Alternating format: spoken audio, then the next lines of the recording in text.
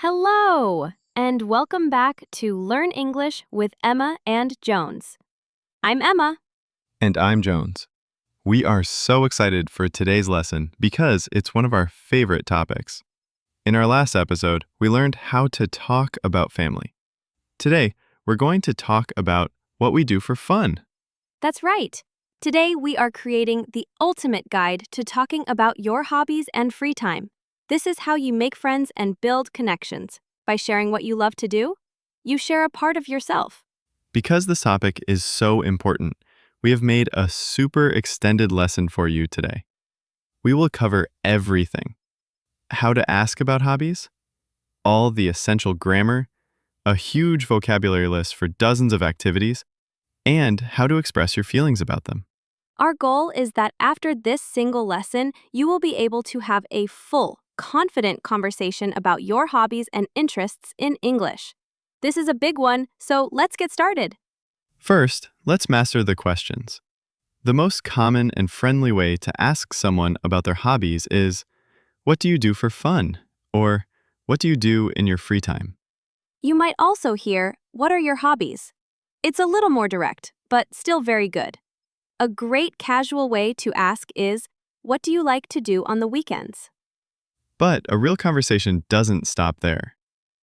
After someone answers, you should ask follow-up questions to show you are interested. This is key to a great conversation. Exactly. For example, if your friend says, "I enjoy hiking," you can ask, "Oh, that's interesting. How often do you go? How long have you been doing that? What do you like about it?" These follow-up questions turn a simple answer into a real, engaging conversation. We will practice them more in our role play later. Now, let's talk about the grammar for answering these questions. As we've mentioned before, after verbs like, love, and enjoy, you should use the ing form of a verb. For example, I enjoy reading. We can expand on this. The same rule applies to negative verbs like hate or don't mind. For example, I hate cleaning. I don't mind cooking. Don't mind means it's okay. You are neutral about it. Another extremely useful pattern is using good at or bad at. After these phrases, you also use the ing verb form. I'm good at playing the guitar. I'm bad at painting. Finally, let's add adverbs of frequency. These words describe how often you do a hobby. Common ones are always, usually, often, sometimes, and never. I usually watch a movie on Fridays. I sometimes go hiking on the weekend. I never play video games. Okay, are you ready for a huge vocabulary boost? We've organized dozens of hobbies into categories to make them easier to learn.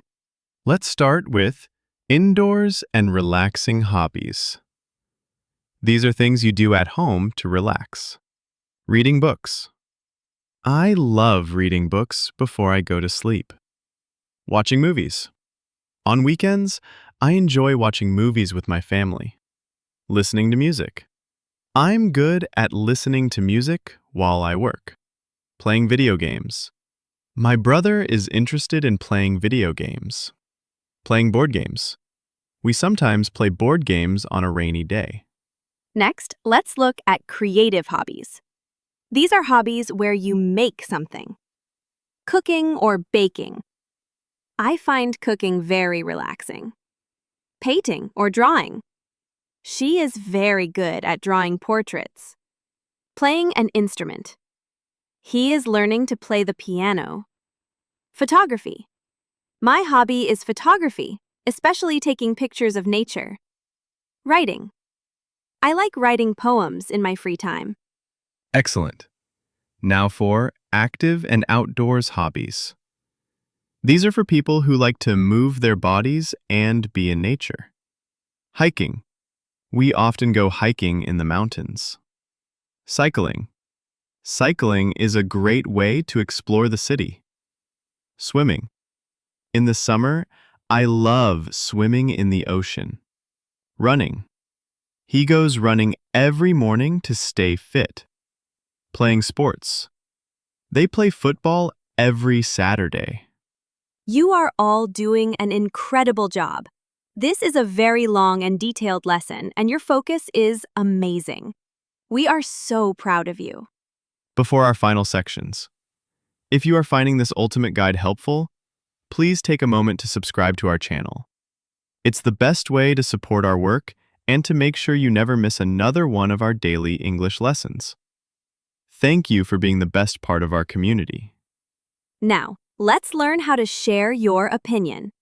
When you talk about a hobby, you can say why you like it. This makes your conversation much more interesting. You can use phrases like, I find it, or it helps me. For example, I enjoy reading because I find it very relaxing. I like hiking because it helps me clear my mind. I love cooking because I find it creative.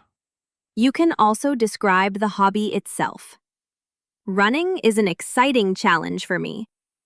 For me, painting is very peaceful and calm. I think playing board games is a lot of fun. Okay, it's time to put all of this together. Emma and I will have a longer, more natural conversation about our hobbies, using everything we have learned today.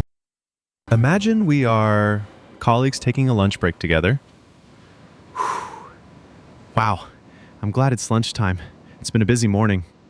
Me too. It's nice to take a break. So, Jones, do you have any fun plans for the weekend? I'm not sure yet. I usually like to relax on the weekends. I'm not very outdoorsy. I mostly enjoy reading books and watching documentaries. Oh, that's interesting. I like watching documentaries too. What kind are you interested in? I'm good at finding history documentaries. I find them fascinating. What about you? I imagine you do something more active. You know me well. Yes, I love hiking. I try to go every few weeks. It helps me de-stress after a long week of work. That sounds great. How long have you been hiking? I've been doing it for a few years now. I'm still bad at reading maps, though. What about you? Do you have any other hobbies? Well, I sometimes play the guitar. I'm not very good at it, but I enjoy learning new songs. It's a nice creative outlet. A man of many talents, an accountant who plays the guitar. That's wonderful, Jones. And that is how a detailed, natural conversation about hobbies can unfold. We used questions, follow-up questions, opinions, and a wide range of vocabulary. You have worked so hard in this lesson. This was our longest and most detailed episode yet. And you did it. You now have a complete toolkit for talking about hobbies and free time in English. We encourage you to take one or two hobbies from our vocabulary list and practice making sentences about them. Say why you like them. The more you personalize it, the easier it will be to remember. Thank you so much for joining us for this ultimate guide. In our next episode, episode 5, we will learn how to make plans and invite your new friends to do these hobbies with you. It's the perfect follow-up to this lesson, so be sure you're subscribed. Thank you for your amazing effort and focus today. We are so proud of you. Goodbye. Goodbye.